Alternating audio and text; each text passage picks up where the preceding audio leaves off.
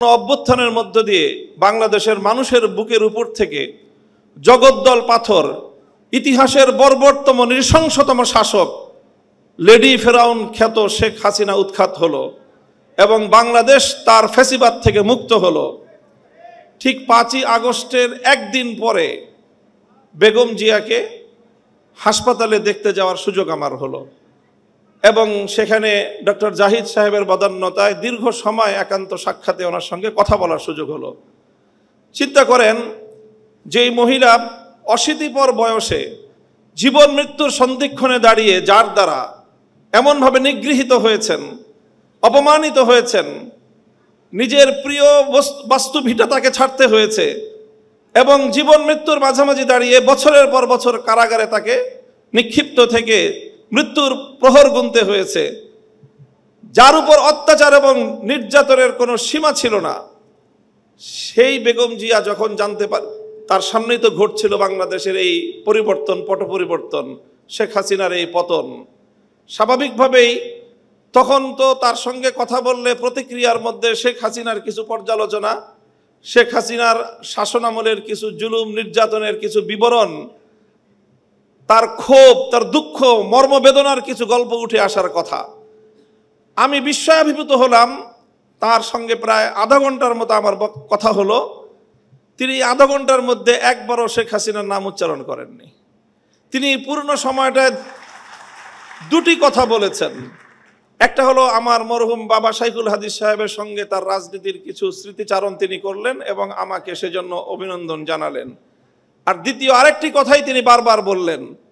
তিনি বললেন যে আপনাদের কথা মানুষ শুনে, আপনারা মানুষকে গিয়ে বলেন, দেশের জনগণকে গিয়ে বলেন, কেউ যেন দেশের সম্পদ নষ্ট না করে। এই সম্পদ তো আমাদের, গণভবন, প্রধানমন্ত্রীর কার্যালয় সহ এই রাষ্ট্র আমাদের। মানুষকে শুধু একটা কথা বলেন, যেন কেউ এই রাষ্ট্রের কোনো সম্পদ নষ্ট না করে। আমি অভিভূত হলাম যে এই পরিস্থিতিতে একজন মানুষ, তার কিন্তু নিজের অতীত জীবনের দুঃখ কষ্ট নিয়ে কোনো ইতিহাস তার মনে নেই।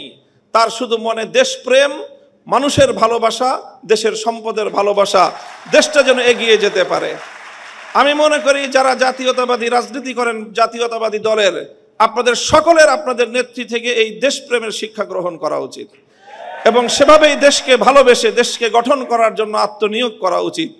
এবং আমি ওনার ব্যক্তিগত জীবন এবং তার অর্থনৈতিক স্বাবলম্বিতা সম্পর্কে যে তথ্য আমরা জানি, সেটা আসলেই বিস্মিত হওয়ার মতো যে 3 বার বাংলাদেশের রাষ্ট্রপ্রধান, প্রধানমন্ত্রী থাকা পরেও তার অর্থনৈতিক যে সক্ষমতা, তার যে সাধারণ মাত্রা, সেটা বিস্মিত হওয়ার মতোই।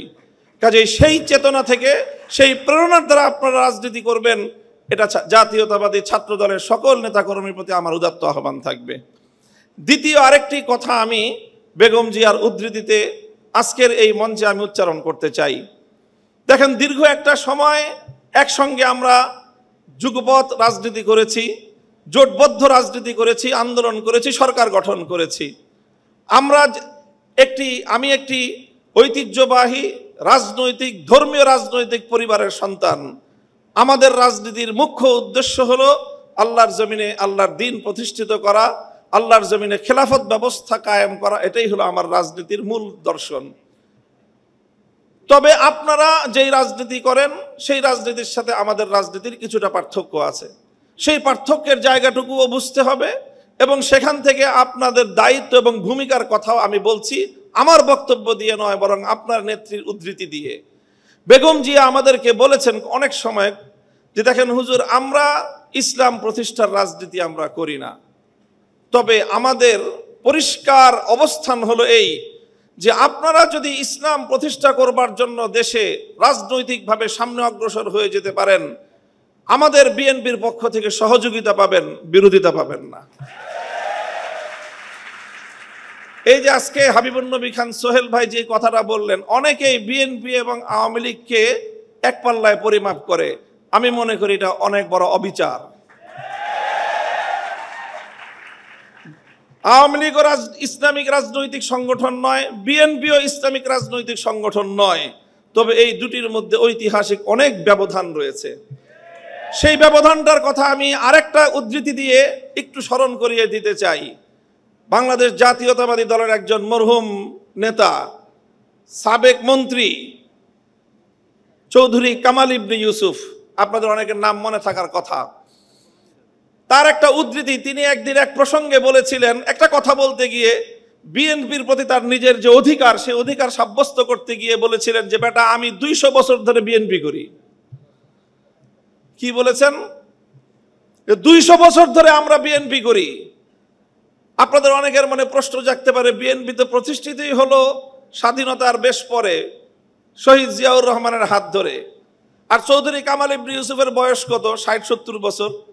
তো বিএনপিও তো 50 বছর আগে জন্ম নেয় নাই, চৌধুরী কামাল ইবনে ইউসুফের বয়সও 50 বছর নয়। তো ওই বেটা কিভাবে 200 বছর ধরে বিএনপি করে? আপনাকে বিএনপির ঐতিহাসিক রাজনৈতিক ধারাটাকে আপনাদের অবশ্যই ধারণ করতে হবে। চৌধুরী কামাল ইবনে ইউসুফের এই বক্তব্যের মূল কথা ছিল এই, যদি আমরা আমাদের এই জনপদের অতীত রাজনীতির ইতিহাস পর্যালোচনা করি তাহলে সবসময় আমরা এদেশে দুটি ধারা লক্ষ্য করতে পাই। সেই অবিভক্ত ব্রিটিশ আমল থেকে যখন ঢাকা বিশ্ববিদ্যালয় প্রতিষ্ঠার ঘোষণা এসেছিল, যখন ঢাকাকে কেন্দ্র করে পূর্ববঙ্গের উত্থানের ঘোষণা এসেছিল, যখন মুসলিম জাতিসত্তা প্রতিষ্ঠার ঘোষণা এসেছিল, তখন এই বঙ্গ অঞ্চল থেকে কিছু মানুষ তারা ঢাকা বিশ্ববিদ্যালয় প্রতিষ্ঠার বিরোধিতা করেছিল। তারা ঢাকাকে কেন্দ্র করে পূর্ববঙ্গের উত্থানকে ঠেকিয়ে দিতে চেয়েছিল, যারা মুসলিম জাতিসত্তার বিরোধী ছিল। এই ঐতিহাসিক ধারা সেই ব্রিটিশ আমল থেকে চলে এসেছে।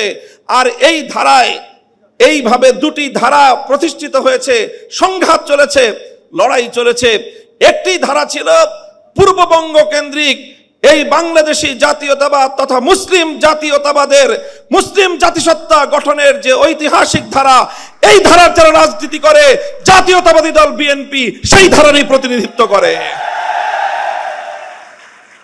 কাজে বিএনপিকে যেমন এই কথাটা মনে রাখতে হবে, যারা বিএনপির সমালোচনা করে তাদেরকেও এই কথাটা মনে রাখতে হবে। বিএনপি এবং আওয়ামী লীগ কেউই ইসলামী রাজনীতি করে না, বরং তাদের রাজনৈতিক ভিন্ন দর্শন রয়েছে। ঠিক যেমনি ভাবে আবু জাহাল আর আবু তালেব কেউই কিন্তু ইসলামের পথের অনুসারী ছিলেন না, কিন্তু কেউ যদি আবু তালেব আর আবু জাহেলকে এক পাল্লায় মাপে তার চেয়ে বড় জালিম আর কেউ হতে পারে না। আমি মনে করি ইসলামী রাজনীতির দৃষ্টিকোণ থেকে বিএনপি আবু তালেবের ভূমিকায় আর আওয়ামী লীগের আগাগোড়াই ভূমিকা হলো আবু জাহালের ভূমিকা।